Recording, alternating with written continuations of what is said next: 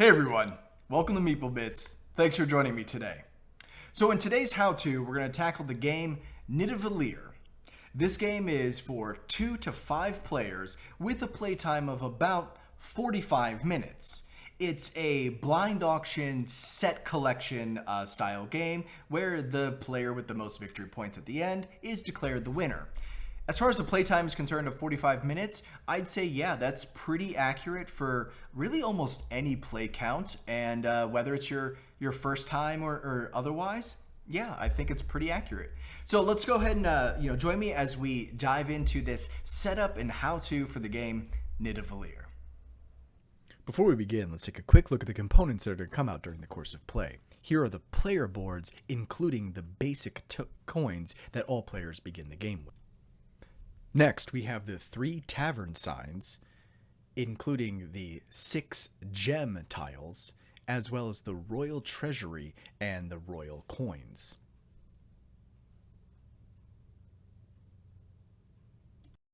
Next, we have dwarf cards in Act 1 and Act 2 for the hunter, warrior, miner, blacksmith, explorer classes. There are 5 distinction cards, whereas the 2 purples are paired as 1. And lastly, the hero cards, 2 in each class, as well as a set of neutral heroes.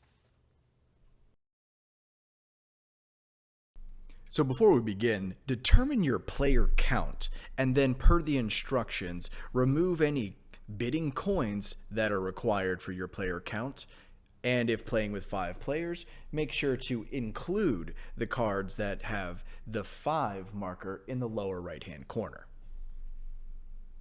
Once you've identified the number of players in the game, give each player a player board, the brown coins, or the basic bid tokens, which are denoted by their brown backgrounds as opposed to the gold backgrounds of the normal bidding tokens.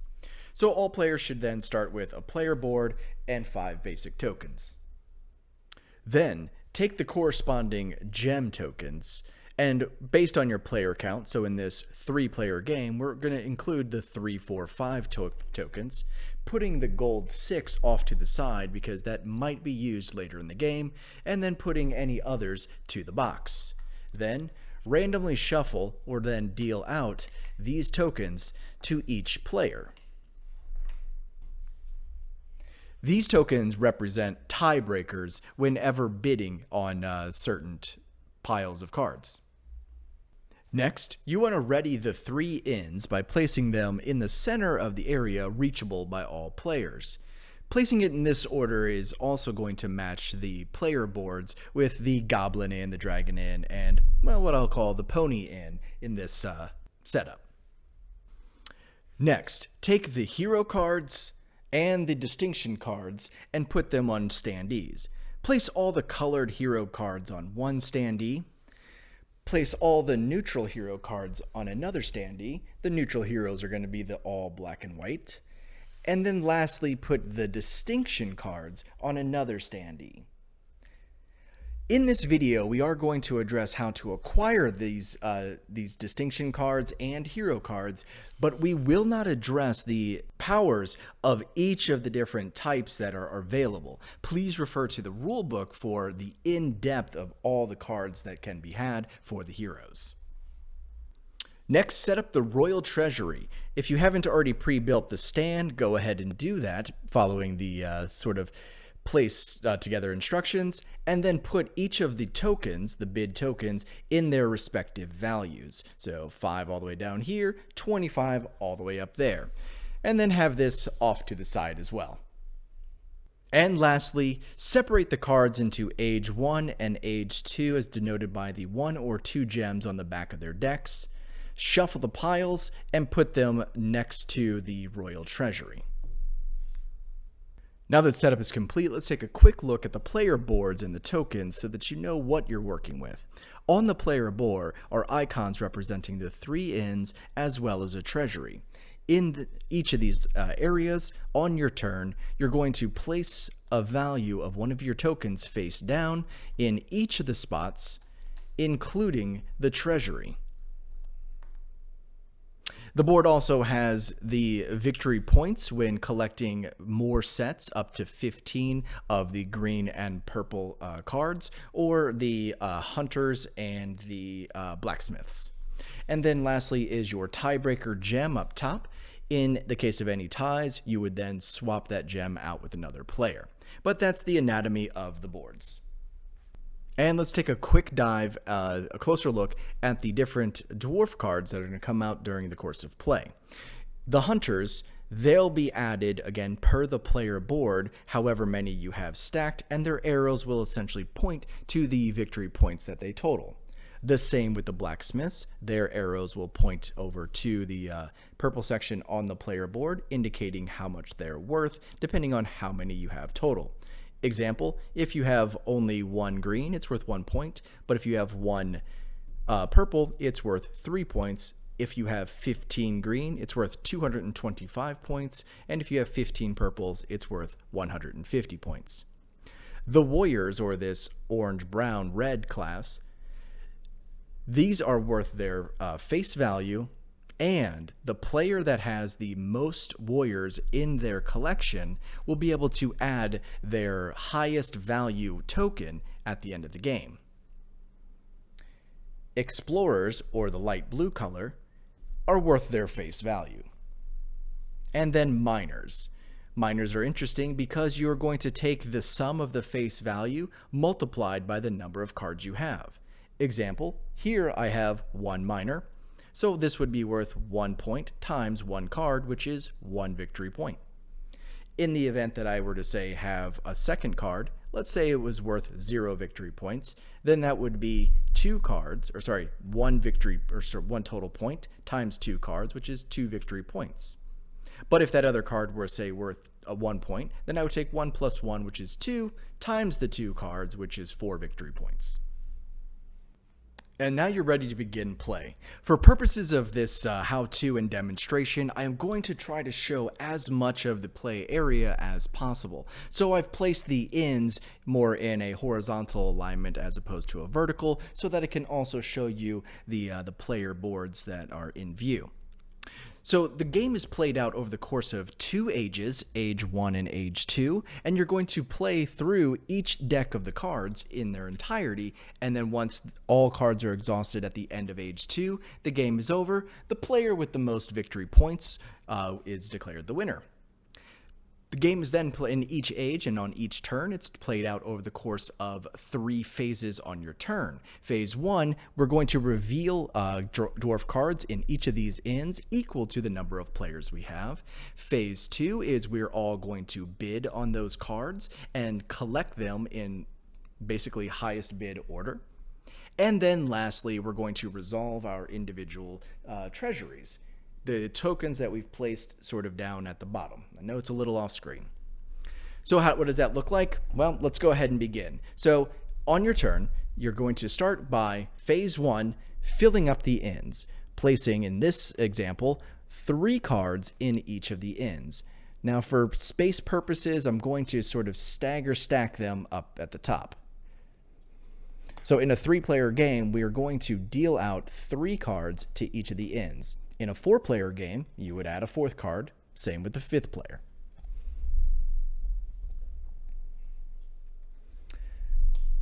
Phase 1 complete. We've set up the ends, now we have the available cards that are ready to go. It's a little difficult to see, but we have a green, blue, and red, so we've got the, I forget all their classes, and then we've got a red, blue, blue, blue, blue, orange for minor.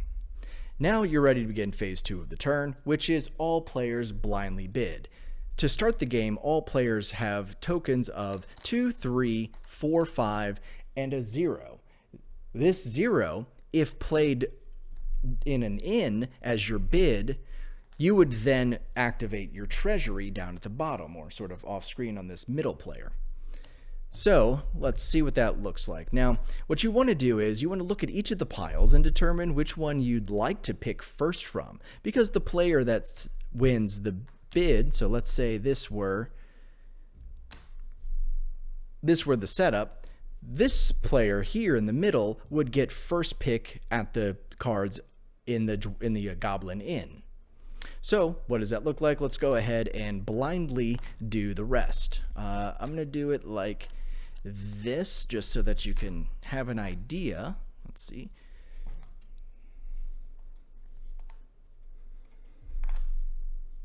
Now these other tokens, I'm going to simply randomize them down at the bottom.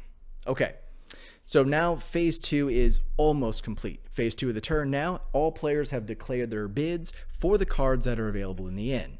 Then starting with the Goblin Inn, all players reveal their bids.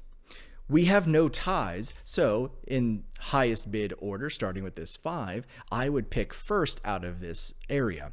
I'll go ahead and take this 10. Bringing it into my set for collection. Then we would resolve the 3. Let's say they wanted this green. They would put it right along the board. And then lastly, this player bid a 2, so they would get what's left. Then we would resolve the Dragon Inn. Again, revealing all tokens in that area. So this player has bid a 5, a 4, and a 0. So this player 5 would get first choice. They would start with, let's say they wanted to grab this blue here, bring that into their set.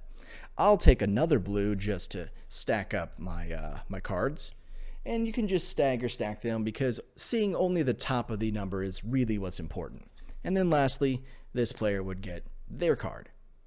Now, they bid a 0, which means they're going to go down into their treasury, which are the 2 tokens that were placed down at the bottom, revealing the 2 tokens to be a 5 and a 2, which equals 7 total. So what you would do is you would remove, in this game, your highest value token. So if it's a brown, you'll just discard it from the game, but if it were another gold token, you would put it back into the supply. So you're going to take the 5, discard it from the game, go up to the treasury, and bring a 7 into your hand. This is now ready to be used. Next play. Then you're going to reveal all players on the last inn. Now we have our first tie. So in the case of a tie, you're going to go up to the gems. This player has a tiebreaker of 4, this player has a tiebreaker of 3, so this player would win the tie and choose first out of this pile. So let's say they took this minor, brought that over into their hand. This person then takes the high 11, and then this person is relegated to the 7. Then these players, having tied, would swap their gems. In the case of, in a 3-player game, if it were a 3-way tie, the same thing would have happened, except the highest value and the lowest value player would swap, and the player in the middle would stay the same. Please refer to the instruction manual for all the tiebreaker scenarios for any of the play counts. So that's the end of phase 2. All players have bid, and actually, sorry, this player bid a 0 here, so they would reveal their treasury to be a 3 and a 2. They would discard their 3 from the game and bring a gold 5 into their hand for next round. But at any given time, you should have 5 gem tokens in your hand. And that trading of the gems here was really the phase 3 part of the turn. So phase 1 of the turn, reveal. Phase 2, bid and collect. Phase 3, swap any tiebreaker gems. And that's Nidavellir. There's some additional things that we're going to cover in just a moment. So whenever a player collects a full set of dwarves, let me go ahead and pull out some extras. So let's give this guy a purple, and he also needs an orange. So in the case that a player collects one of each, they have a full unique set or a line of dwarves. They then have the option to go to the heroes, which are a bit off screen here, but that would be the colored heroes and the black and white heroes. They can go and choose any of the heroes as long as they can meet its conditions to collect it. So example, if this player wanted to, say, bring this purple into their hand, they would be able to do so, and that would give them 2 tiers of purple. If they wanted to bring this minor into their hand, that would give them 3 tiers of minor for the endgame scoring. And then you're going to continue play until exhausting all of the cards from the Age 1 deck. Once that is complete, Then it's time to assign these weapon cards. Sorry, rather distinction cards. Then go around and determine in each of these areas which player has the most of those types of dwarves in their sets. Keeping in mind that any players that tie will cancel out anyone's acquisition of any of these distinction awards. And then it's also important to do this in a very specific order, scoring first the warrior cards, second the hunter cards, third the miner cards, fourth the explorer or the blacksmith cards, and then lastly the explorer cards. And this matters because of the powers of each of these cards that become available. It just determines its order of operations. So once you've determined who has the most warriors, they would collect this card, putting it off to the side of their board. And in particular, this warrior distinction, you would be able to bring in a +5 into any of your gems. So you would take, say, this 4 gem, discard it, and bring in a 9 into your collection. Then go down the line figuring out who has the most. Again, if there is a tie, no player receives the distinction. Then you'll move into Age 2, going through the same sequence. Phase 1, drawing out cards equal to the number of players. Phase 2, bidding on those cards, bringing them into your sets, and then swapping any tiebreaker gems until the Age 2 deck is completely exhausted. Once that is complete, you're ready for endgame scoring. So I'm going to go ahead and set up a situation of all the cards so that I can give you an idea of what that endgame scoring would look like for a player. So during endgame scoring, what we're going to do is we're going to count up each of the areas, and there is a handy scorecard so that you know exactly what to address in each of the categories. Now, in this setup, I didn't bring in any heroes for this example, but just know that they would influence points further. But in this example, we would start with the warriors. The warrior column has a total of 29 points. And let's assume this player is also the highest person that has the most warriors in their hand, so they would be able to add their highest coin value, which in this case is a 9, bringing their total for the warriors to 38. Next, you're going to do the green cards, and again, just look at where you are on the tier list and add that, so we'll get a total of 9. Next, we're going to do the minor cards, and again, how they're scored is take the sum of their values. So here is 1 + 1 is 2, multiplied by the number of cards, which is 2. So in this case, I'll get 4 points for my miners. Then we're going to go to the blacksmiths. And again, I've received 2 of them, which is worth 7 victory points. And then we're going to go to the explorers over here. And I've got quite a few of them, totaling looks like 41 points. And then lastly, we would do any neutral heroes that we have, or the black and white cards, and then any gold coin values. So the gold coin values are valid, but not the basic coin values. So then I would add an additional 21 points to my final score. So going down the line with our 29 + 9 for the warriors, because we got this bonus. We've got 9 points in green. We've got 7 points here. It looks like a total of 113 victory points. You guys can check my math on that, but you get the idea. These are worth face values. These are worth the sum of their victory points times the number of cards. These are worth the sum of their victory points, and the player with the most of them gets to add their highest token. These are worth where they are on the tier list on your player board, and gold coins, and then any neutral hero and their points as well. And that's it, guys. So I'm going to go ahead and tear down the game and bring you my afterthoughts. Hey everyone, welcome back. I hope you enjoyed that setup and how-to for the game Nidavellir. If you're coming here from the how-to video, great, welcome back. If you're clicking on this one from just the review standpoint, welcome. So let's go ahead and jump in to, I guess, my impression of the components and things to start, like I often do. So the artwork, oddly enjoyable. There's not a whole lot going on. You know, it's for the most part, a card game, with some chit tokens for your betting, but otherwise, you're collecting cards. And the artwork, for its simplicity, you got just essentially black and white artwork with just a single splash of color in most cases. I like it. Yeah, it's not too flashy, and it works.